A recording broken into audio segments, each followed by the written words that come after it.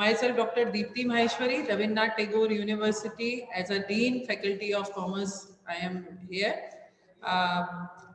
क्योंकि without so much wasting time मैं सोचती हूँ कि हम शुरू कर लें सेशन को, तो जिससे आप लोगों को इन डेप्थ मेथड्स के बारे में लिटरेचर रिव्यू क्या है और क्यों करना ज़रूरी है, क्योंकि सबसे बड़ा प्रॉब्लम जो मैंने देखा है स्कॉलर्स के साथ में वो ये आता है कि हम क्यों करें लिटरेचर रिव्यू, क्या रीज़न है और क्यों सर्वे करना ज़रूरी है जब भी हम अपनी रिसर्च को शुरू करते हैं। तो इन दिस रिगार्ड एक छोटा सा पीपीटी प्रेजेंटेशन और एक वीडियो के साथ मेरी कोशिश रहेगी कि आज आप लोगों को इन डेप्थ मैं बता पाऊँ कि किस तरह से हम लिखते हैं और कौन कौन सी चीज़ें लिटरेचर रिव्यू लिखते समय हमें ध्यान रखनी है और कम समय में हम कितना अच्छा लिख सकते हैं। आज अपन इस पर भी बात करेंगे। कई बार स्टूडेंट्स नंबर कल yesterday you got one session regarding the library resources. आपको लाइब्रेरी रिसोर्सेज के बारे में पता है और उसमें से आप पेपर डाउनलोड करते हैं, बट उन पेपर्स को किस वे में समराइज करना है, किस तरीके से हम उसको लिख सकते हैं जिससे हमको अपने एरिया में उस गैप को फाइंड करना इजी हो जाए। उसके लिए एक छोटी सी कोशिश आज मैंने की है जिसमें शायद आप लोगों को इसमें एक इन डेप्थ पकड़ मिल पाए। Sangeeta ma'am she is also joining, तो वो आप लोगों के लिए बहुत इजी गोइंग हो जाएगी। ठीक है ma'am, good afternoon. Good afternoon madam, good afternoon. Good afternoon. मैंने शुरू कर दिया अपनी तरफ से। Very good, very I'll be giving you thanks, vote of thanks at the end. Thank you. You please continue. Yeah, okay. Okay.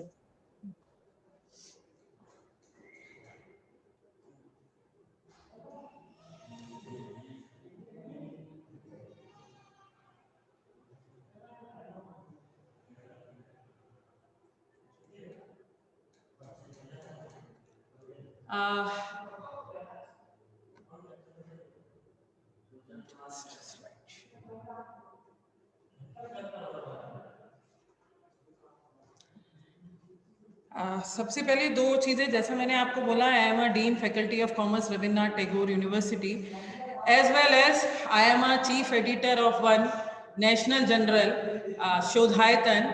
It is basically for non-technical streams, arts, commerce, management and social science and education, इन सब का, जिसमें सबसे पहले हम कोशिश यही करते हैं, it's a in house general, it's a university general, तो इट्स आप सबको स्टार्टिंग में ये बताया गया होगा कि आप जब भी पेपर लिखेंगे तो एक आपको इन हाउस पब्लिश करना ज़रूरी है। तो यहीं से मैं अपनी बात को शुरू करती हूँ कि जब बात आती है पेपर लिखने की तो हम ये सोचते हैं कि क्या करना है, कैसे करना है, तो इसी पर हम आगे जाएंगे कि कैसे वो मेथड्स का पार्ट बन सकती है। If whenever you meet your guide, तो सबसे पहले गाइड ये बोलते हैं कि आपका एरिया ऑफ इंटरेस्ट क्या है, आप किस में आगे रिसर्च में जाना चाहते हैं। This is the common question at the time of interview. सारे गाइड्स ने पूछा होगा आप लोगों से, या डीन्स द्वारा पूछा गया होगा ये क्वेश्चन, तो कहीं ना कहीं उसमें एक बात आती है कि क्या हमारा पहले से कोई फील्ड डिफाइन था, क्या हमने उसमें कुछ सोचा था। तो यहाँ मैं उसी बात को रखते हुए कि अगर आपके सामने कोई क्वेश्चन आता है कि ये प्रोग्राम मुझे शुरू करना चाहिए या ये नहीं, या इस एरिया में मुझे कहाँ रिसर्च करनी चाहिए, तो वहाँ सबसे पहला पॉइंट आता है लिटरेचर रिव्यू का। व्हाट इज लिटरेचर रिव्यू, ये है क्या, क्यों जरूरी है, कहाँ करें अपन और कैसे करें। देयर आर 4 क्वेश्चंस जो हमारे माइंड में कंटिन्यूएशन में चलते रहते हैं कि मैं क्या करूं, क्यों करूं, कहाँ करूं और कैसे करूं।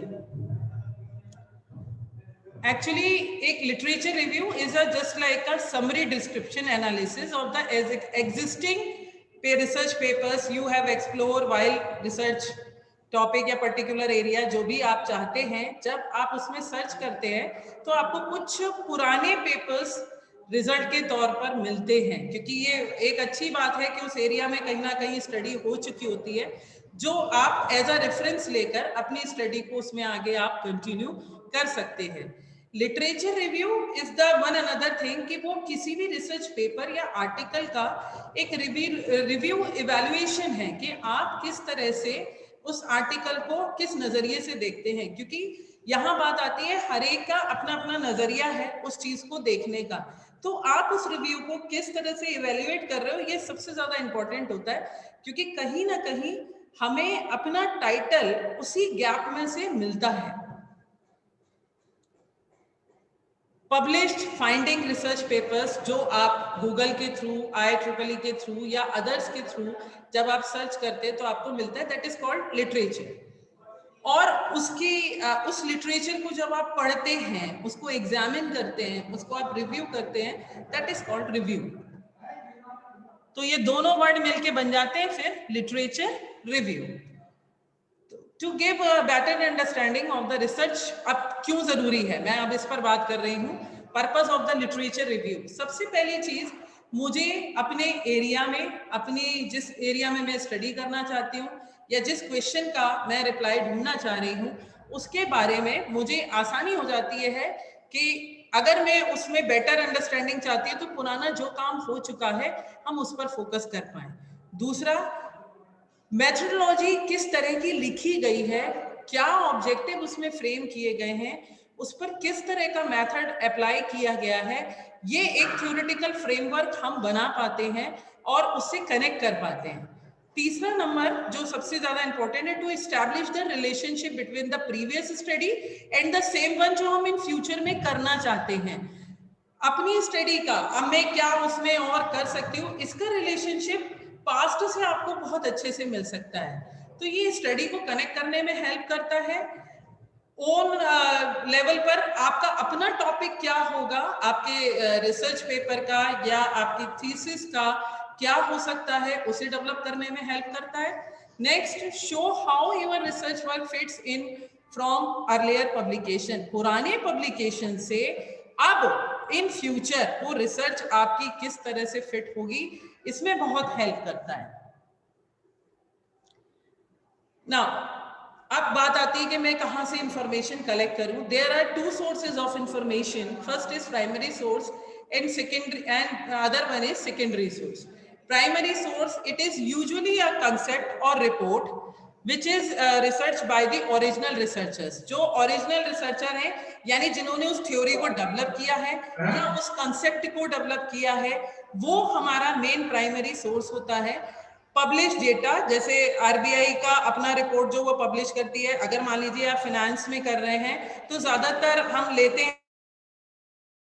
कई लोग उसको सेकेंडरी बोलते हैं, बट वो पब्लिश्ड रिपोर्ट है, फर्स्ट सोर्स है आपका, इसीलिए वो प्राइमरी के अंदर आती है।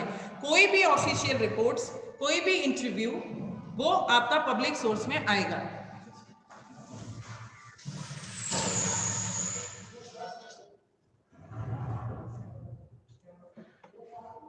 वो उस चीज में आएगा, कोई भी ऑफिशियल रिपोर्ट्स हैं, कोई भी लेटर्स हैं, वो कहीं ना कहीं जो वेबसाइट पर उस कंपनी के थ्रू या कोई भी गवर्नमेंट वेबसाइट है उसमें अगर कोई डेटा पब्लिश करके डाला गया है जो उनके द्वारा कलेक्ट किया गया था, वो प्राइमरी सोर्स है आपका।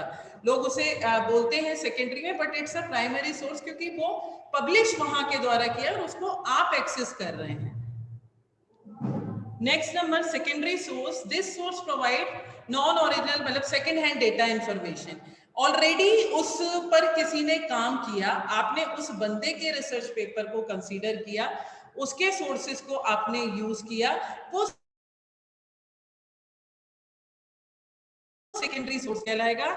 जस्ट लाइक किसी रिसर्च पेपर की समरी मिली मैगजीन्स के अंदर, न्यूज़पेपर के अंदर, जो ऑथर्स के थ्रू लिखा गया है वो सेकेंडरी सोर्स में आएगा, जो ऑलरेडी पब्लिश्ड है और उस पर उन्होंने कहीं ना कहीं अपनी बात रखी है प्राइमरी सोर्स से लेते हुए, वो सेकेंडरी सोर्स कहलाएगा। Next one, territory source. Territory literature project, it's a bridge between the primary and secondary source. Territory literature presents the summary consent version of material used या reference to primary और secondary. मतलब already वो material कहीं ना कहीं summarize होकर किसी reference के थ्रू प्राइमरी या सेकेंडरी में रखा हुआ है। जस्ट लाइक मैंने किसी का रिसर्च पेपर रिव्यू किया तो लास्ट में हर एक में बिब्लियोग्राफी दे रखा होता है, जिसमें रेफरेंसेस दे रखे होते हैं, वेबसाइट्स की डिटेल दे रखी होती है। वो सारी चीजें जब हम अपने एग्जाम्पल्स में कोट करते हैं या हम उसको यूज करते हैं, वो टेरिटरी सोर्स है कि वो ब्रिज है एक तरह से। जैसे गूगल है तो गूगल पे आपको दोनों तरह का मटेरियल मिलेगा, याहू है दोनों तरह का मटेरियल आपको मिलेगा। कुछ टेक्स्ट बुक्स भी आपको उस पर मिल रही हैं, कुछ पुराने फैक्ट्स जो कंसेप्ट्स हैं, जो प्राइमरी सोर्सेज हैं, उनका पब्लिश डेटा भी आप लोगों को मिल रहा है। तो टेरिटरी सोर्सेज में मेनली आपकी फैक्ट बुक्स, टेक्स्ट बुक्स और वो चीज, वो वेबसाइट्स जो प्राइमरली उन्हीं चीजों पर फोकस करती है, उन्हीं पर काम कर रही है, वो टेरिटरी सोर्स कहलाते हैं। There are the third type जहां से आप कहीं ना कहीं से डेटा कलेक्ट कर सकते हैं। ये उसी का एक सोर्स ऑफ इंफॉर्मेशन का मैंने चार्ट बताया है। प्राइमरी लिटरेचर ओरिजिनल रिसर्च है, जिसके बारे में भी हमने बात की थी। इमीडिएट रिजल्ट्स और रिसर्च एक्टिविटीज आप उसमें से तुरंत एक्सप्लोर कर सकते हो।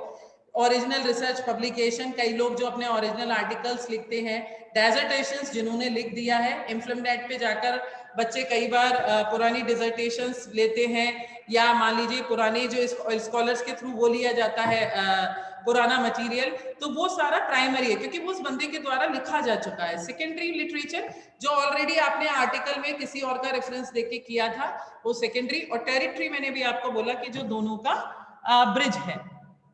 नाउ कैसे करें, हाउ कैन वी डू? तो यहाँ मेजर कुछ स्टेप्स हैं जो लिटरेचर रिव्यू के लिए इंपॉर्टेंट रहते हैं। First step, decide your area of research या एरिया ऑफ स्टडी। सबसे पहली चीज आपके दिमाग में ये कंसेप्ट क्लियर होना चाहिए कि आपका एरिया ऑफ स्टडी क्या है। आफ्टर 2009 गाइडलाइन यूजीसी ने जो पब्लिश की, उसके बाद में कोर्स एक तरह से पीएचडी का एंट्रेंस एग्जाम और उसके बाद इंटरव्यू की प्रोसेस रखी गई। उसका मेन रीजन यही था कि शुरू से आपको क्लैरिटी हो पाए कि आप किस एरिया में, किस डिसिप्लिन में जाकर स्टडी करना चाहते हैं। अगर हमको ये नहीं पता होगा कि मेरा डेस्टिनेशन क्या है, तो मैं कभी भी रिव्यू नहीं कर सकती या लिटरेचर सर्च नहीं कर सकती।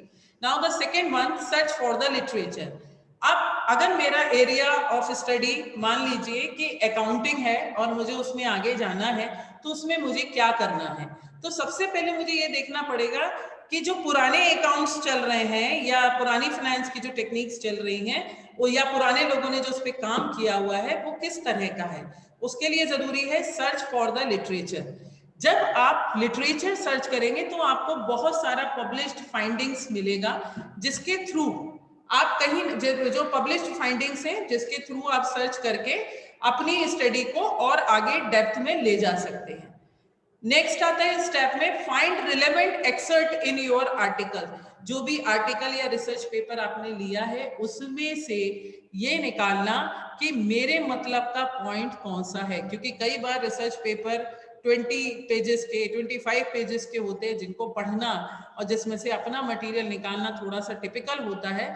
तो सबसे बेटर है कि जो भी आपने रिसर्च पेपर्स डाउनलोड किए हैं, वो बेसिकली जो आपकी स्टडी पर मेन फोकस डाल रहे हैं, उन लाइंस को आप अंडरलाइन कर लें। सबसे अच्छा तरीका होता है उन लाइंस को लेकर आप अंडरलाइन कर लें कि ये चीज मेरे लिए इंपॉर्टेंट है। या you can do one thing कि आप उसको पेन डाउन कर सकते हैं एक रजिस्टर या कॉपी में, इस पर्टिकुलर टॉपिक से रिलेटेड उन मेन लाइंस को आप लिख लीजिए। जब इन फ्यूचर आप समरी बनाएंगे तो वो आपको काफी हेल्प करेगा। नेक्स्ट आता है fourth, code the literature. Code वही मैंने बोला कि पेन डाउन करते जाएं आप उसको, क्रिएट करके मेन ये पॉइंट्स हैं और आप उसको लिख लें। Create your on conceptual scheme. हाँ, अब ये 4 स्टेप्स निकलने के बाद जब आपके पास मटेरियल आ जाएगा, तो उसको समराइज करके एक कंसेप्चुअल वे में आप इकट्ठा कर लेंगे एक जगह। मान लीजिए आपको एक पॉइंट आपके ऑब्जेक्टिव में मिला, उससे रिलेटेड कुछ बातें आपको एनालिसिस या इंटरप्रिटेशन में मिली, उसको कोड करते जाइए और साथ में ये ध्यान रखें कि उसकी फाइंडिंग्स क्या निकली है, उस पर थोड़ा सा ध्यान देना है। फिर काम शुरू होता है हमारा लिटरेचर रिव्यू लिखने का। अब बात आती है कैसे, ऑनलाइन या ऑफलाइन। आज पहले ये फैसिलिटी नहीं थी, नाउ अ डेज दोनों तरह की फैसिलिटी है हमारे पास, ऑनलाइन भी है ऑफलाइन भी है। ऑनलाइन में आप यूज कर सकते हैं ई बुक्स, याहू, गूगल, ये सारी साइट्स हैं जिसके थ्रू यस्टरडे सर ने काफी सारी चीजें आपको बताई थी कि किस तरह से आप रिसर्च पेपर डाउनलोड कर सकते हैं, कैसे उनको आगे बढ़ा सकते हैं। तो वो ऑनलाइन सोर्सेज थे। इसी तरह से ऑफलाइन, पहले की स्टडीज ऑफलाइन काफी हुआ करती थी, तो पहले की स्टडी में लाइब्रेरी में जाकर एक्सपर्ट से बात करके, सुपरवाइजर से कांटेक्ट करके, क्योंकि ये लोग सोचते हैं कि डिस्कशन के थ्रू नहीं निकलता। मेरा मानना है कि अगर आपका जो भी एरिया सिलेक्ट आपने किया है, जितना ज्यादा आप उस पर डिस्कस करेंगे, एक दूसरे के साथ ब्रेनस्टॉर्मिंग करेंगे, तो आपका टॉपिक और अच्छे से क्लियर हो पाएगा और अच्छे से समझ में आ पाएगा, ठीक है ना। तो try to connect with the, क्योंकि आजकल जो रिसर्च की बात हो रही है वो क्वालिटेटिव की बात हो रही है। क्वालिटेटिव रिसर्च के लिए सबसे ज्यादा इंपॉर्टेंट है discussion and sharing your thoughts with your experts, with your groups, with your friends, जिससे इजीली आप उसमें से मेन पॉइंट्स अपने निकाल पाए। ये चीजें भी आज के टाइम में कंसीडर की जाती हैं स्टडी में। सर्च इंजन, जो अभी हमने पहले बात की थी, कुछ कीवर्ड्स के थ्रू गूगल पे, क्योंकि आप एज इट इज अभी टाइटल हमारा फिक्स नहीं है, तो कुछ कीवर्ड्स लेकर आप उसके थ्रू भी कर सकते हैं। आजकल एक कंटेंट एनालिसिस जो लेटेस्ट रिसर्च में बात चल रही है, तो यहाँ कीवर्ड्स वो भी हो सकते हैं और उनके ऊपर भी आजकल जो कंटेंट्स हैं उनके ऊपर भी एनालिसिस किया जाता है, कोई स्पेसिफिक वर्ड से रिलेटेड होते हैं। मेटा एनालिसिस, सोशल मीडिया को हम यूज कर सकते हैं साइटेशंस के थ्रू, क्योंकि जितने ये माना जाता है कि जितना ज्यादा साइटेड होता है मटेरियल, उसकी वैलिडिटी का प्रूफ उतना स्ट्रांग होता है। ग्राफिक्स के थ्रू, टाइप्स ऑफ ग्राफिक्स या कीवर्ड्स यूज करके आप अपनी रिसर्च को और ज्यादा ऑप्टिमाइज कर सकते हैं। Now there are some points kept in mind while writing the review. जब भी आप रिव्यू लिखेंगे तो कुछ पॉइंट्स आपको ध्यान में रखने हैं। सबसे पहली बात, the basis of good writing is to avoid long and typical jargons जो हम सबसे ज्यादा अपने रिव्यू में यूज करते हैं। सेंटेंस छोटा रखें, क्लियर रखें, कंसेप्ट उसमें बिल्कुल क्लियर हो, छोटा हो, जार्गन्स का यूज लिटरेचर रिव्यू में बिल्कुल ना करें, और कोशिश करें कि स्पेलिंग और ग्रामेटिकल एरर जो है उसको थोड़ा सा एक्यूरेट करने की कोशिश करें। प्रॉपर यूज करें फॉर्म्स का, जो अगर पास्ट टेंस, क्योंकि ज्यादातर रिव्यू पास्ट टेंस में लिखा जाता है, तो प्रॉपर यूज करें जिस भी लैंग्वेज में, जिस भी टेंस में आप लिख रहे हैं। Framing the review, presenting the literature, उसको 3-4 बार फ्रेम करके देख लीजिए। जब लगता है कि उससे मेरा पर्पस सॉल्व हो रहा है, तब उस टॉपिक को आगे ले जाएं। Don't attempt to cover everything written in your topic. सारी चीजें, मैंने पहले भी बोला कि आप समराइज कर रहे हैं, तो ये कोशिश मत करिए कि मैं जो एरिया में जा रहा हूं उसमें सारी चीजें मुझे उस एक पेपर में मिल जाएंगी। प्लीज ये भूल जाइए, ये जरूरी नहीं है। अगर आप माइक्रो फाइनेंस में कर रहे हैं तो माइक्रो फाइनेंस में बहुत सारे लोगों ने अलग अलग वे में किया होगा, सबकी सिचुएशंस अलग अलग होगी, सोचने का नजरिया अलग अलग होगा, तो अलग अलग वे में किया गया होगा। तो ये थोड़ा सा ध्यान रखना है कि जो भी रिसर्च का आप देख रहे हैं तो एज इट इज जरूरी नहीं है कि आपका कवर कर रहा हो, उसमें से आपके मतलब का पॉइंट क्या है उसको एक्सट्रैक्ट करने की कोशिश करें। You will use the studies in your literature review as evidence. हाँ, जो भी आप पेपर सर्च कर रहे हैं वो आगे मैं उस बात पर आती भी, उनके रेफरेंसेस जरूर एक जगह सेव करके रखें। या अगर आप किसी वेबसाइट से कोई आर्टिकल ले रहे हैं, अगर आपका जो रिसर्च पेपर है उसमें जो रेफरेंसेस दे रखे हैं आप उनका यूज कर रहे हैं, तो उनको एक जगह आपको सेव करके रखना है, जिससे फ्यूचर में कभी जरूरत पड़ जाए तो हम उन्हें खोल के देख भी पाए, और जब भी आप रिसर्च पेपर में अपने काम को कन्वर्ट करें तो उसमें भी इजीली वो चीज दिख पाए। लिटरेचर रिव्यू को ऑर्गेनाइज करने का 3 वे है। पहला इंट्रोडक्टरी पार्ट, जो पर्पस क्यों आपने लिखा इसको बताता है। बॉडी, जिसके अंदर आपने क्या लिटरेचर में से एनालाइज किया, और लास्ट समराइज करना अपनी बात को, अपनी फाइंडिंग्स को, उनको समराइज करने की इन अ लास्ट कंक्लूजन के में। तो इंट्रोडक्टरी पार्ट में क्या आएगा, provide a brief overview of your purpose. जो भी आपका आर्टिकल है उसके बारे में उन्होंने मेनली क्या बात कही है वो उसके पहले पैरा में आना चाहिए। मेरा मानना यह है कि जब आप शुरू करें तो सबसे पहले जो ऑथर है उसको, और उसने जिस सन में उस पेपर को पब्लिश किया है, और मेन उसका जो पब्लिकेशन का कारण था, उस चीज को आप उसमें हाईलाइट कर दें। Describe the objective of the review, उसमें कहीं ना कहीं उस रिसर्च पेपर में कुछ उनके ऑब्जेक्टिव्स होंगे, क्योंकि हर पेपर का एक ऑब्जेक्टिव रहता है which is connected with the title, आप उसको लिखें। की सर्च टर्म, मतलब जो मेन पॉइंट्स हैं वो आप उसमें हाईलाइट कर लें, ठीक है ना, इससे आपको लिखने में आसानी होगी।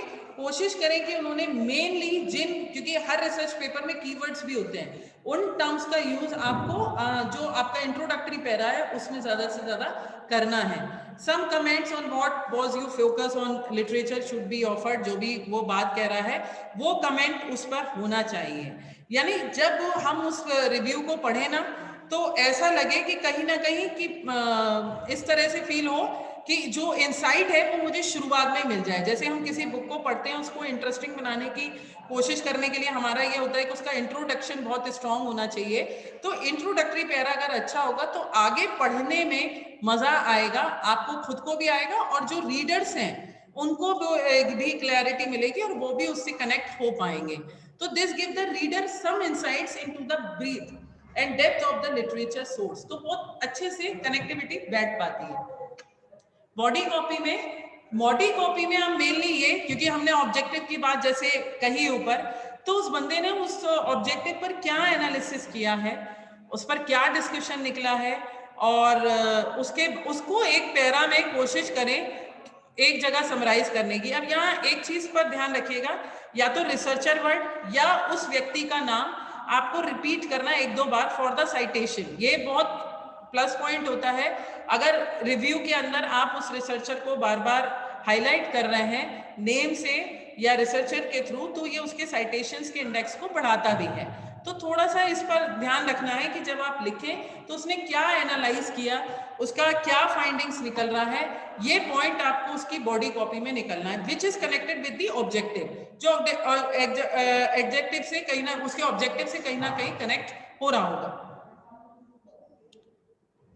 कंक्लूजन, ओवरऑल इम्प्लीकेशन, कि उन्होंने जो स्टडी की, स्टडी करने के बाद उसका ये रिजल्ट आया जो आपने अपनी लैंग्वेज में उसको समराइज करना, मतलब उसके एनालिसिस और इंटरप्रिटेशन को बताया।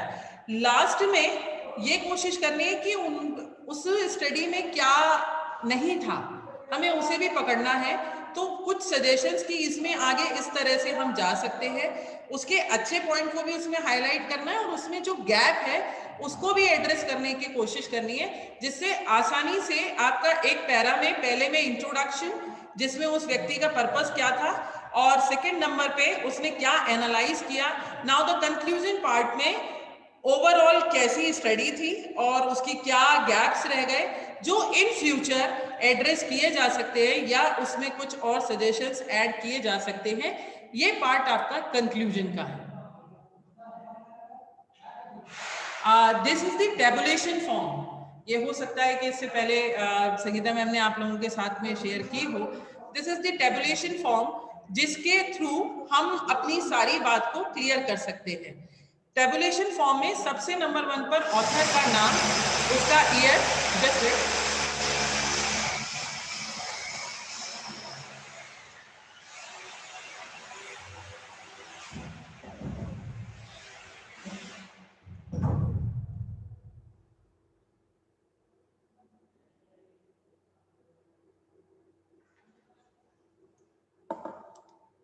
सबसे पहले ऑथर का नेम, सेकेंड नंबर पे ईयर, थर्ड नंबर पे रिसर्च पेपर का टाइटल जो आपको यहाँ मेंशन करना है। उसके बाद नेक्स्ट नंबर पे एम क्या था, एम मतलब यानी कि उसके ऑब्जेक्टिव्स क्या थे, वो ऑब्जेक्टिव्स आपको यहाँ हाईलाइट करने हैं।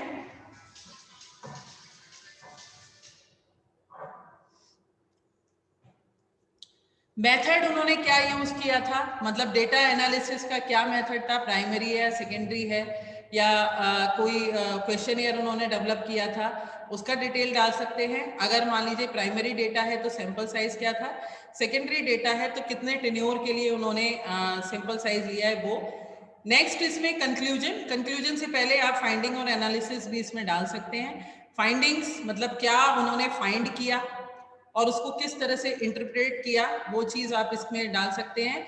और लास्ट में अगर कोई गैप, जो मैंने भी बोला कंक्लूजन में आप डालेंगे, कोई गैप अगर आपको उस स्टडी के अंदर मिला है तो उस गैप के बारे में आपको वहां मेंशन करना है। चाहे तो हम इसको इस फॉर्म में भी लिख सकते हैं और इन सब कॉलम्स को मर्ज कर दें तो हम इसको पैराग्राफ फॉर्म में भी लिख सकते हैं। दोनों तरीके से एक्सेप्टेबल होता है। जो रिव्यू का प्रोसेस है वो दोनों तरफ से एक्सेप्टेबल है। आप दोनों में से कोई भी मेथड इसके अंदर यूज कर सकते हैं।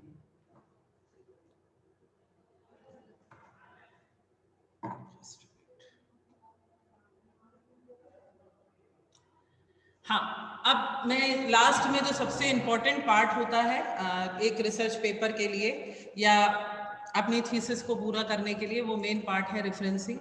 रेफरेंसिंग का स्टैंडर्ड तरीका है, ज़्यादातर रेफरेंसिंग जो है वो एपीआई स्टाइल में की जाती है।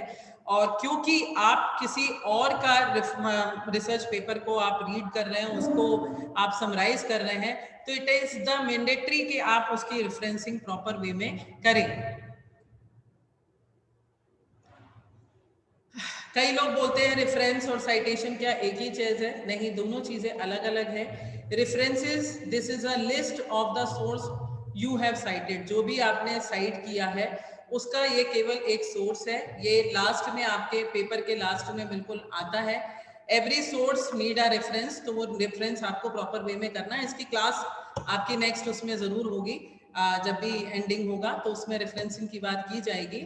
बट यहाँ बस मैं बेसिकली डिफरेंस बताना चाहती हूँ। जो मैंने बात अभी आपको बोला था कि रिव्यू के अंदर साइटेशन वाली बात, आप बार बार ऑथर का नेम या फिर एज अ रिसर्चर उसको आप 2-3 बार अगर अपने रिव्यू के उस पैरा के अंदर दिखा रहे हैं तो कहीं ना कहीं वो साइटेशन का काम करता है, वो उसके साइटेशन को बढ़ाता है जब आप उसकी स्टडी को अपने उसमें ले रहे हैं और उसके रेफरेंस को यूज कर रहे हैं। तो साइटेशन में mainly name of the author, इसीलिए लास्ट टेबुलेशन में मैंने आप लोगों को बताया था कि सबसे पहले ऑथर का नेम और पब्लिकेशन, किस ईयर में वो पब्लिश हुआ है, वो अगर पेज नंबर आप ढूंढ पाते हैं या पेज नंबर है आपके पास अवेलेबल, तो किस पेज से किस पेज नंबर है ये चीज आप जरूर डालें। तो उसके सामने वाले ऑथर के साइटेशन भी होते हैं। कोशिश ये करें ज्यादा से ज्यादा कि जो अभी तक हमारे यहाँ रिसर्चेस हुई हैं आप उसमें जाने की कोशिश करें, जिससे कि जो बच्चे पहले काम कर चुके हैं उसको उन चीजों का प्रेफरेंस मिल पाए और वो उसमें और आगे बढ़ सके। तो जब भी आप डिपार्टमेंट से मैं डीन से या एचओडी से अपने गाइड से आप कंसर्न करें तो ये भी देखें कि पुरानी किन किन चीज़ों पर रिसर्च हो चुकी है, जिससे उस साइटेशन को आगे बढ़ाने में उन लोगों का मौका मिले और इन फ्यूचर आपको भी चांस मिल पाए। दिस इज दी वे कि किस तरह से साइटेशन होता है। जैसे आपने देखा बेकर 2012, ये जो मेन है ये साइटेशन है। जब आप रिव्यू के अंदर ये पॉइंट डालते हैं तो ये साइटेशन कहलाता है और नीचे ये जो पूरा लिखा हुआ है ये पूरा बता रहा है कि किस तरह से इसको आपको शो करना है। दिस इज दी वे। जो स्टाइल है MLA APA जिसके बारे में आप पढ़ेंगे कि कौन कौन सी स्टाइल्स होती हैं जिसके थ्रू मतलब आप रिसर्च पेपर्स ढूंढ सकते हो, रेफरेंसिंग कर सकते हैं। मेनली अपने यहाँ APA स्टाइल चलती है। इंग्लिश लिटरेचर या फॉरेन लैंग्वेज में अगर कोई पेपर लिखा जाता है तो उसमें MLA स्टाइल चलती है। IEEE में मैक्सिमम आपको कंप्यूटर साइंस के या इंफॉर्मेशन साइंस के जो पेपर्स मिलते हैं तो उसके अंदर स्टाइल अलग होती है। और जो हमारे नॉन टेक्निकल्स हैं उसमें सबसे ज्यादा APA स्टाइल का यूज किया जाता है। एक चीज जो लास्ट में छूट गई थी, स्ट्रिप आउट समरी पैराग्राफ, जो मैंने आप लोगों को बोला था, ये थोड़ा सा ध्यान रखना है आपको। जब भी आप लिखें इन तीनों चीजों को कंप्लीट करें तो थोड़ा सा ये देखना है कि उसका इनिशियल पैरा और जो लास्ट आप समरी डाल रहे हैं वो प्रॉपर वे में एक दूसरे के साथ कनेक्ट हो। और जितने छोटे सेंटेंस, सबसे पहली चीज ये पास्ट टेंस में लिखना है आपको, ये ध्यान रखिएगा। सेकेंडली कनेक्टिविटी में उस बंदे का ऑब्जेक्टिव जरूर आए। ऑब्जेक्टिव के बाद नीचे जब आप बताएं कि उसमें उसने किस तरह से उसको एनालाइज किया है, तो साथ साथ में ये भी चीज आपको ध्यान में रखनी है कि उसकी फाइंडिंग्स जो निकली हैं उससे आपने क्या गैप आइडेंटिफाई किया है, ये कंक्लूजन पैरा में होना बहुत जरूरी है। Thank you. मैं एक रिसर्च पेपर के थ्रू आपको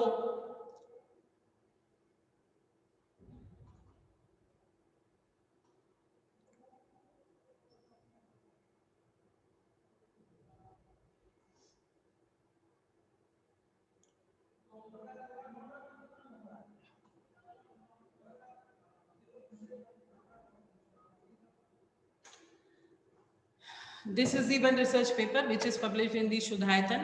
ये यूनिवर्सिटी के जनरल में पब्लिश हुआ था. Skill based education system are determinants of employability. Kashmira Purohit, she is doing PhD under in my guidance and co-guide Dr. Sangeeta Johri ma'am, जिसके अंदर हमने ये वाली स्टडी मेनली फोकस की थी कि आपने अभी तक क्या रिव्यू किया है और उससे क्या पॉइंट्स निकलेंगे स्किल बेस्ड एजुकेशन में. अगर मैं एम्प्लॉयबिलिटी की बात करती हूँ तो कौन कौन से डिटर्मिनेंट्स होने चाहिए जिस पर हम स्किल बेस्ड एजुकेशन को और ज़्यादा फोकस कर सकते हैं.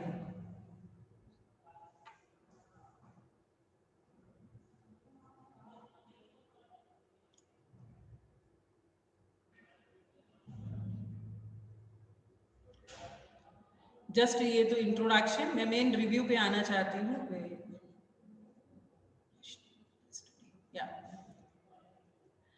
This is the form of once again in a paragraph.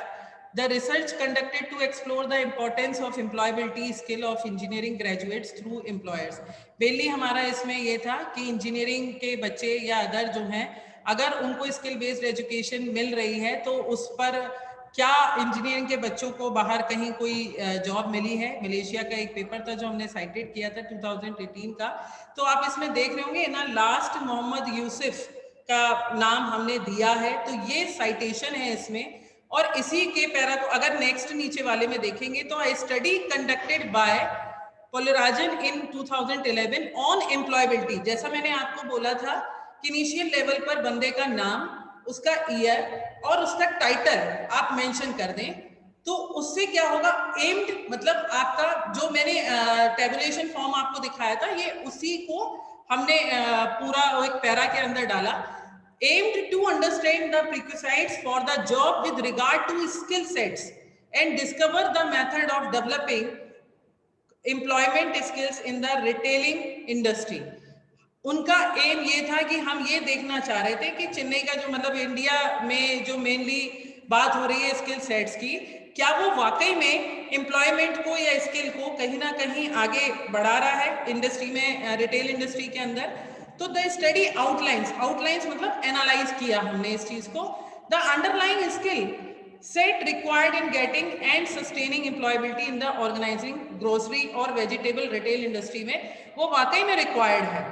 ये फाइंडिंग्स पर हमने लास्ट में कंक्लूड की कि फॉर एंट्री लेवल अगर जॉब में मतलब अगर बीकॉम मतलब नॉर्मली जो हमारे ग्रेजुएशन कोर्सेज चल रहे हैं उनको वोकेशनल स्किल्स या पर्सनल या एकेडमिक स्किल्स में कुछ एक्स्ट्रा सर्टिफिकेशंस और मिले उसी पर्टिकुलर एरिया में, तो डेफिनेटली ये स्किल एम्प्लॉयबिलिटी लेवल को बढ़ाएगा. तो ये बात केवल अभी 2 रिटेलिंग सेक्टर पे हुई, मतलब एक रिटेलिंग इंडस्ट्री की बात हुई. अब यहाँ पर गैप ऑटोमेटिकली निकल के आता है कि क्या अदर इंडस्ट्री में ये पॉसिबिलिटी है, क्या हम और इस स्किल्स की जानकारी अदर इंडस्ट्री में देख सकते हैं. तो ये गैप इसके अंदर हमने आइडेंटिफाई किया. This is the another way कि आप किस तरह से अपने रिव्यू को लिख सकते हैं इन a paragraph. I hope so कि जो मैंने कोशिश की है तो शायद आप लोगों को ये चीज़ क्लियर हुई हो. Now I want to see a one video also, कि जो आप लोगों को मैं दिखाना भी चाह रही हूँ कि आप देखें और उससे आपको क्लैरिटी आए कि और किस तरीके से हम रिव्यू लिख सकते हैं.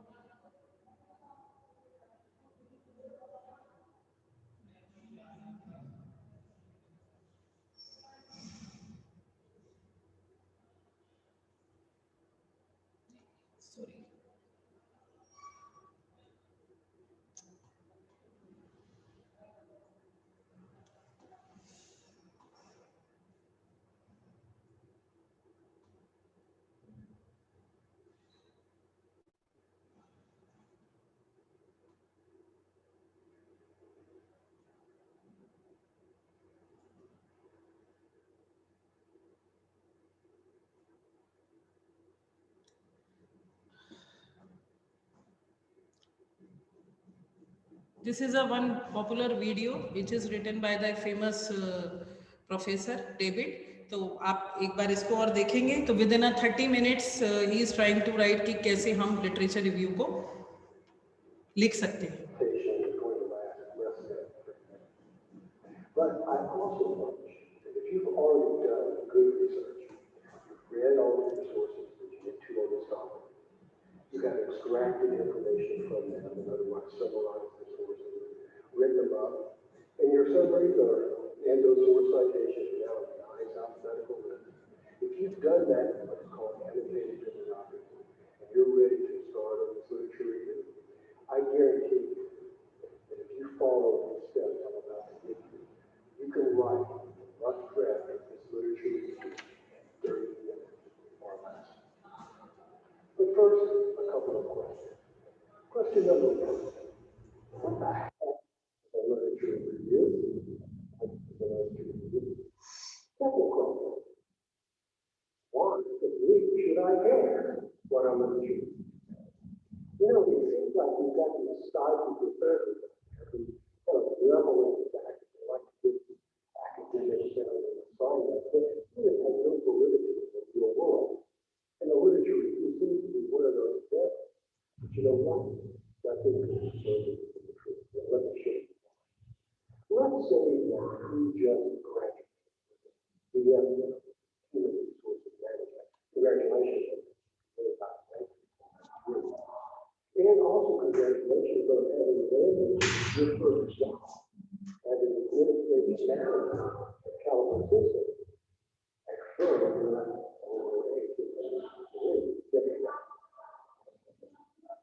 so, anyway, right? Now, one day, your supervisor comes back to the seats and have a little assignment. Here's the assignment. Should California System institute a cultural diversity training program? If so, what should that program consist of? Your report, which is due in the form of a presentation in 2 weeks, is going to be training. Some of it will create a system. Okay, hotshot. What's your next move? Your next move is to go find some answers to some very confusing. Those questions really, what is cultural diversity training? Is it something that's normally accepted in the human resources world, or considered a waste of money? Another question, what are the various types of cultural diversity training offered today, especially in companies that might not have California System in my sector? Third question, what is the impact of positive feedback cultural diversity training on companies? In other words, before you make a recommendation, you've got to have a relationship. Guess what? I got some good news for you. The experts have already answered all those questions. There are people who get paid to answer questions like that and publish their results. All you need to do is go find one. The answer to each problem that the published results are called your literature. And whenever you go and look for it, that's called a review or looking for it. OMG, a literature review. You've got to write for your job. Good grammar and spelling are important, but if you want to write essays that inspire, messages, That's why. And more vividly, you can do that with 5 steps. So here's the table. Literature is not something that stops professing the science because they like to teach.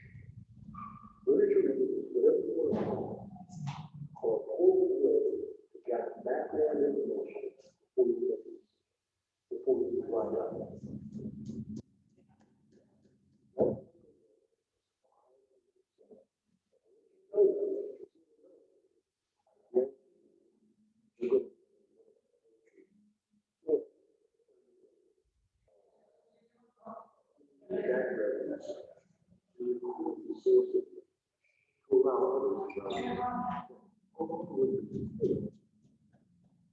So after completing your research, you have a list that looks something like this.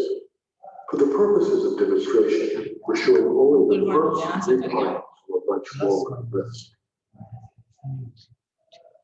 This list into two parts. One, the citations by themselves. Two, the paragraphs containing information from the sources. The list of citations will look like this. The list of paragraphs will look like this. Save the list of references and use it as the last page of your literature review. We'll use the paragraphs as the body of your literature. Let's note three important things about these summary paragraphs. First, each paragraph at its beginning contains an in-text citation to its source.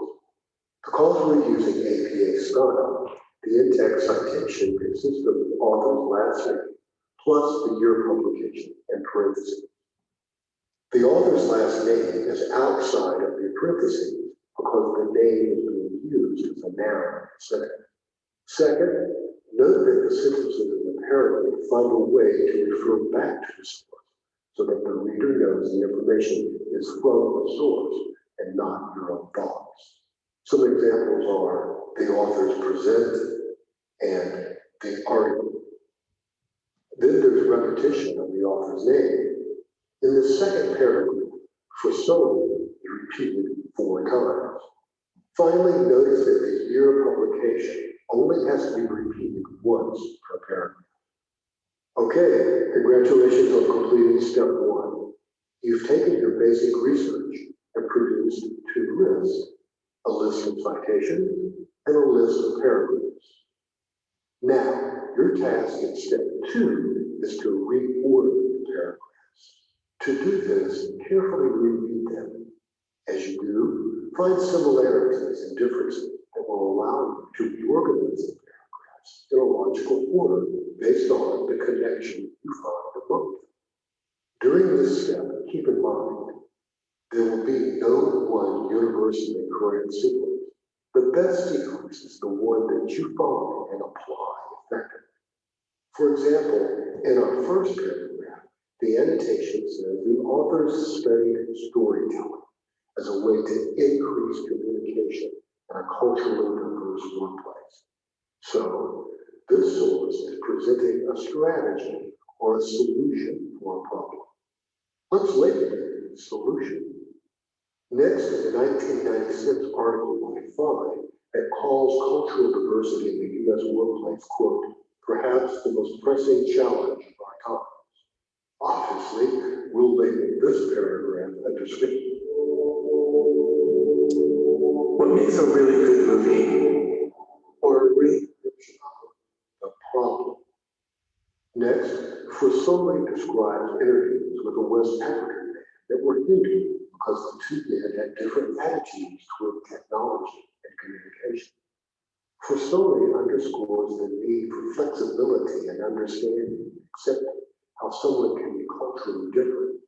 So let's label this one problem plus need for understanding. So a clear pattern is starting to emerge. Sources that we're finding on this topic describe either the problem or solutions to the problem. Thus, to complete step 2, we will rearrange the summary according to this problem-solution pattern that we're seeing. Here are 7 of the summaries rearranged. Now, a real would have far more sources in order to be thorough. But in any case, we've imposed a clear organizational pattern on our summary. Our next step, step 3, you decide which summary should stand alone as a body paragraph and which could be combined. Your decision will be based on 2 factors. Factor 1, how closely related the summaries are. The closer their relationship, the more reason you have to combine them. Factor 2 is their length.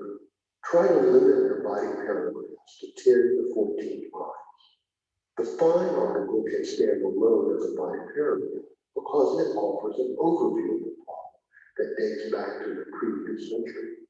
The next 3 sources each studied a different group of culturally diverse workers and concluded the same thing. But the 3 summaries together are too long for a single paragraph. So the first 2 can be grouped on the basis of geography. A man in West Africa and non-native workers in Australia thus presenting a worldwide problem.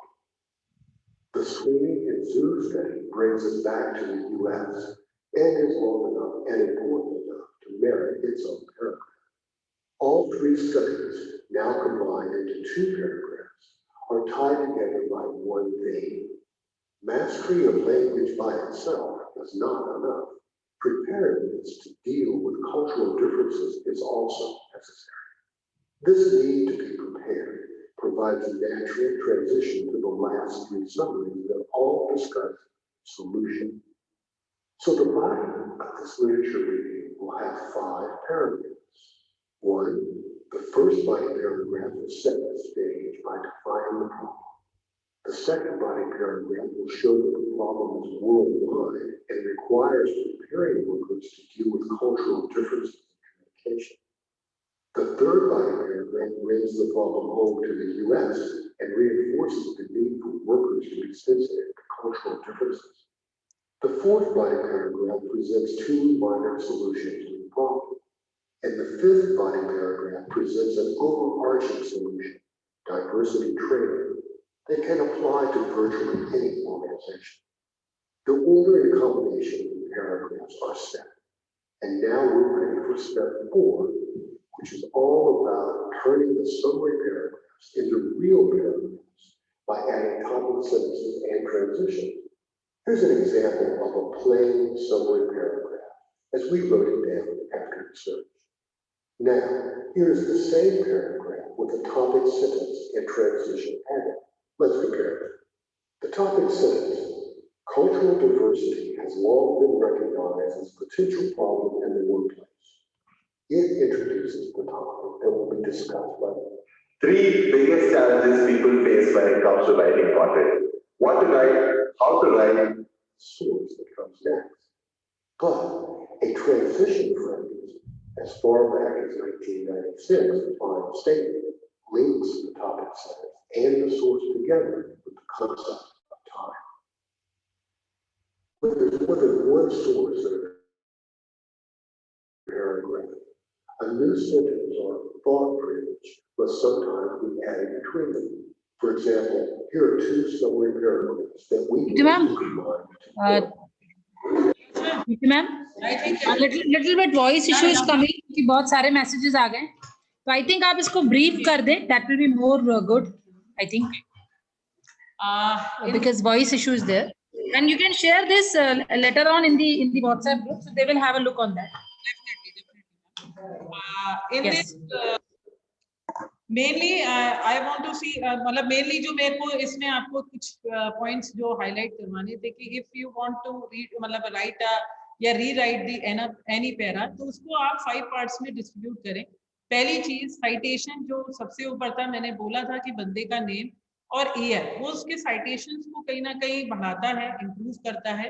तो वो चीज आपको बार बार अपनी research study में mention करना है. यहाँ पर जो एक बात हो रही थी, एक आईटी कंपनी बेस, यूएस की आईटी कंपनी बेस में एडमिनिस्ट्रेशन मैनेजर एक पर्सन को रखा गया और उससे उसके हायर अथॉरिटी ने उसको एक टास्क दिया कि क्या हमें कल्चरल डाइवर्सिटी पर किसी तरह की कोई ट्रेनिंग करानी चाहिए, ये कहीं एग्जिस्टिंग है क्या.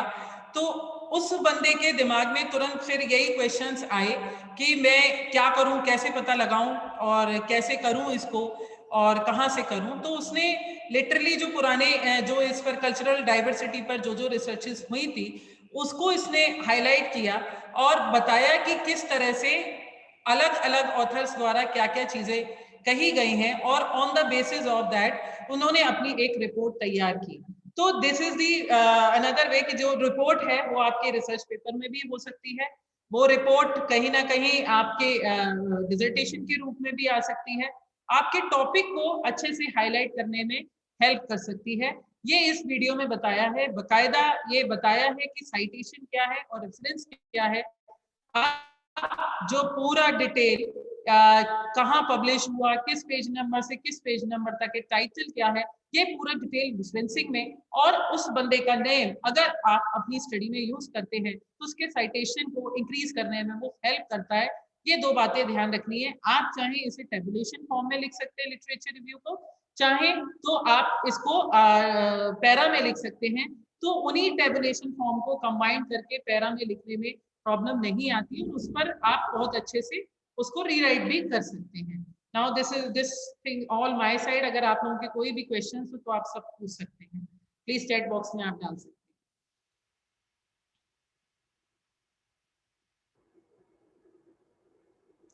Any questions? हेलो हेलो, या मैम सुन रही हूँ मैं। हाँ जी ma'am, I'll just read out certain questions. Just give me 2 minutes. Participants, if you have any questions, please ask in the question answer round, question answer chat box.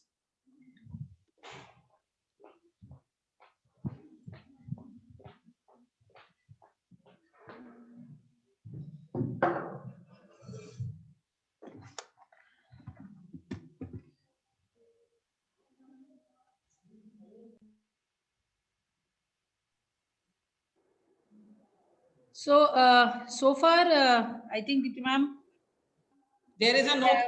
no, obviously for literature review, directly questions will not come. Yeah. This is a process, and but the people are writing that very valuable information ma'am has given on literature review. So basically, since from yesterday, and I think from couple of weeks, if I say, लगभग एक week से ज्यादा हम लोगों ने literature review पर बात की है। फॉर्मेट से ज्यादा मैं जो हमारे स्कॉलर्स हैं उनसे ये बोलूंगी कि आप रिव्यू की प्रक्रिया शुरू करें। फॉर्मेट तो बिल्कुल आपको मिल जाएगा। एज आई ऑलवेज से कि थोड़ा सा बाउंड्रीज को आप रिलीज करें, क्योंकि अभी तक हम जब लिटरेचर में हम जब बात कर रहे हैं, रिसर्च में, जैसा कि मैम ने भी कहा, हमें थोड़ा सा अपने कंफर्ट जोन से बाहर आना है। फॉर्मेट हम बिल्कुल आपको दे देंगे। मैडम ने आपको एक टेबुलेटेड बात बताई है, उस टेबुलेटेड से आप उसको पैराग्राफिंग में लिखेंगे।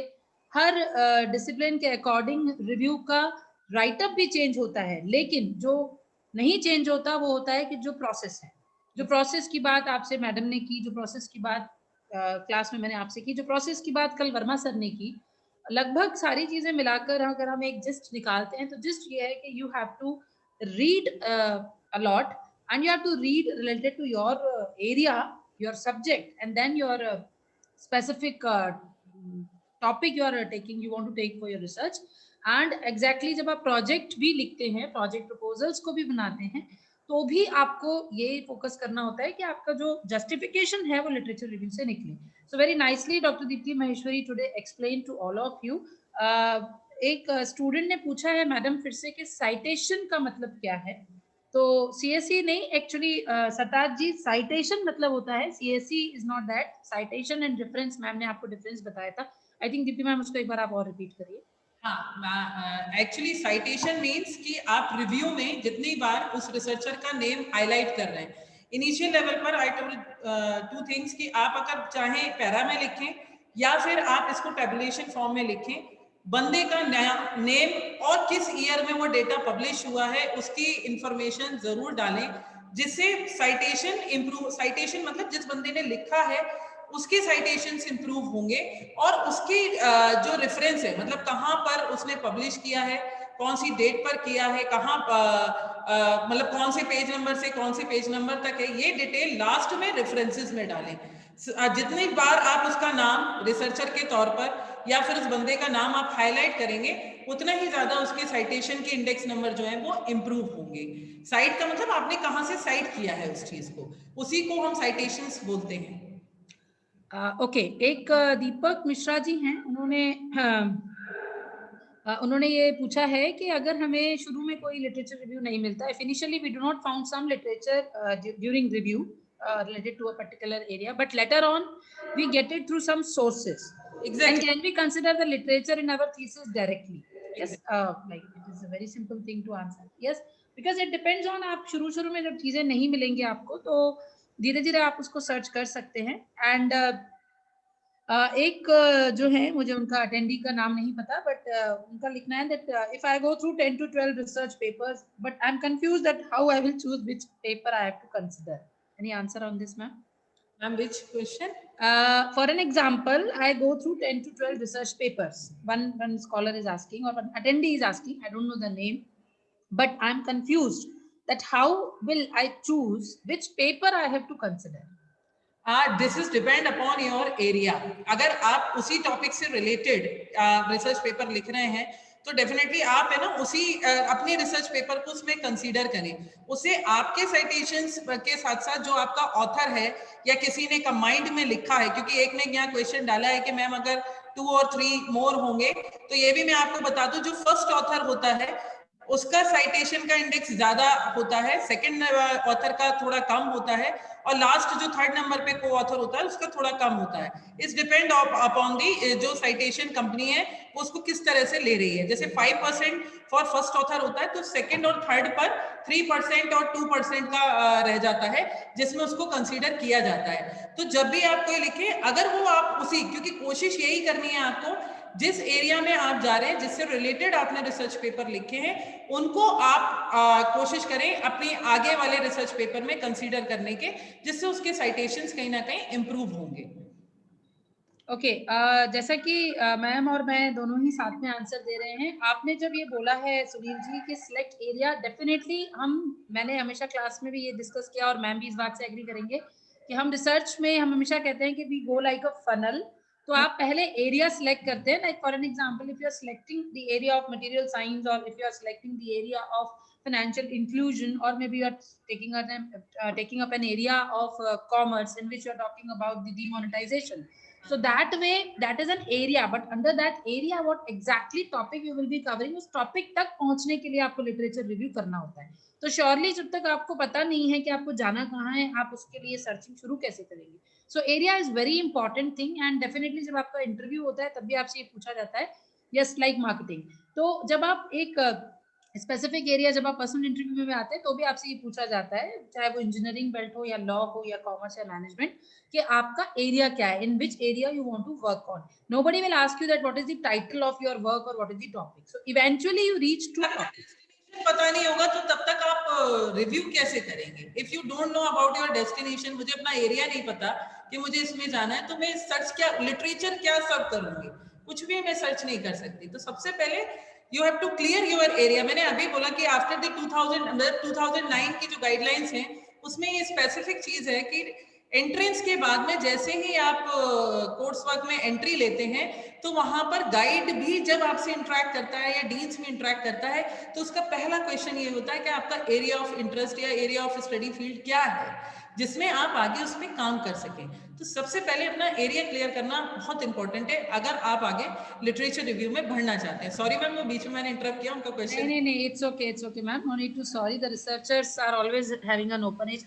So now I think have a time to pause it right now because the another meeting was ने एक चीज पूछी है CSE citation. Sir citation style सब में अलग अलग होती है, ये मैंने लास्ट स्लाइड में दिखाया है. तो CSE की भी एक अलग स्टाइल है जिस पर आगे आपका एक लेक्चर होगा कि उसमें किस तरीके से लिखा जाता है. तो आई थिंक वो may be ma'am will be yes definitely on that. तो उसमें आपको नॉलेज मिलेगी. फाइन. सो डेफिनेटली मैम, जो आपने अभी कहा कि how do I know what kind of source I am using, definitely ma'am ने आपको शुरू में ही बताया था कि प्राइमरी सोर्स और सेकेंडरी सोर्स, दो तरह के सोर्स आप यूज कर रहे हैं. तो जब आप उसको अप्रोच करेंगे तो definitely you will come to know that which source you are using. See the base is literature review, and in one day or in 2 days or in a session, and I think the time when you will do it, actually you will face a lot of practical difficulties. So that is why we have planned our workshops in a way that yesterday we had a session on project funding and opportunities. Today we had a session on how to the methods and the various different styles of literature review, wherein madam has focused on the primary and secondary sources, and definitely this has given you a lot of questions, and no need to jump onto the topic immediately. Please start reading it out. किसी एक ने ये भी लिखा है कि मैंने बहुत सारे पेपर निकालिए. जब मैडम ने आपको एक टेबल बताई है और मैंने भी आपको एक टेबल बताई है, तो बेसिकली जब हम एक रिसर्च पेपर की बात करते हैं, जब हम रिसर्च पेपर पढ़ते हैं, थीसिस और उसकी बात बाद में आती है, तो डेफिनेटली आप उस पेपर में उसका उद्देश्य समझने की कोशिश करते हैं, उसका मेथोडोलॉजी उसने क्या यूज किया है और उसके आउटकम्स क्या हैं.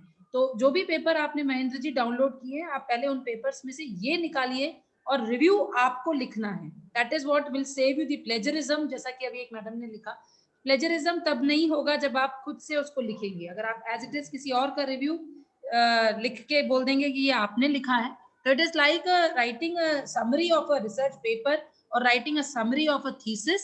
So this is really a little bit critical task. And now I request all the scholars to please start with. Ma'am has already shared one I think video with this, and the tabulated form will be there with PPT. I have already shared one PPT. Maybe if not, then I will share, and ma'am will also share. So that tabulated form is there that I have also taken up in the class. So we will be sharing that with you in the group. Diti ma'am, can you just please share your presentation in the RNTU PhD 2020 group? So yesterday I shared the Word file. I hope आप सबको Word file मिल रही होगी. Sessions की recording आपको जल्दी ही मिलेंगी, लेकिन word file आपको कल ऑनलाइन रिसोर्सेज की मिल गई होगी. जिन्होंने भी कल अटेंड किया होगा और नहीं भी किया होगा तो भी वो टेलीग्राम ग्रुप भी हमारा एक है बहुत रिसर्चर्स का मैडम, और एक हमारा व्हाट्सएप ग्रुप भी चल रहा है. तो दोनों में मैंने पैरेलली वो भेजा है. Now the point is that you people have to start, and once you start the journey you will face lot of things, lot of problems. So we will surely come up with more workshops, and we are coming up with one FDP, one STTP, that is short-term training program on using technology in research in March. So that way you will be having more insights on literature review. This is just a beginning of your research. I extend thanks to Dr. Diti Maheshwari, Dean Faculty of Commerce and Research Coordinator, and Chief Editor Shudayatan. And we have in-house journals Anusandhan and Shudayatan. So begin with, कई बार जो beginners हैं उन्हें ये लगता है कि हम कहाँ भेजें, कहीं कुछ प्रॉब्लम नहीं होगी, तो हमारे यहाँ आपकी हैंड होल्डिंग होगी. अगर इंजीनियरिंग में है तो अनुसंधान में आप लोग रिसर्च पेपर भेजिए. आई थिंक मार्च में उसका अभी वॉल्यूम ओपन होगा. Deepti ma'am, if I am not wrong, open हो चुका है, और you can send your papers also. yes, and Shudayatan B is also there. And I think we are in the pipeline of applying to have the UGC care list, to enroll our journal in UGC care list, and your quality will help us to go for that. So thanks to all the deans and HODs who are there in panel. Thanks to Dr. Sanjeev Gupta sir, and thanks to all the very you can say energetic researchers with us this time. So I'm looking forward for good review and good research gaps from this. A lot many things to come more. We have a lot of experts with us. Anil Kurchania sir is also there. He will also deliver session. Sanjeev Gupta sir will also give session on something. So long way to go. So be with us always, and learn and then follow, because if you learn and you will not follow, you'll forget. So please do learn and do follow the things. And if at between you have any problems, please post to me on WhatsApp. I will forward the query depending on wo kiske liye hai. So thank you to all. Thank you, ma'am. Thank you, Sanjeev sir. And I think we should close the meeting now. Yeah. And as this week you already had a class, so we will be meeting on Saturday with my class on research design. Thank you. Thank you to all.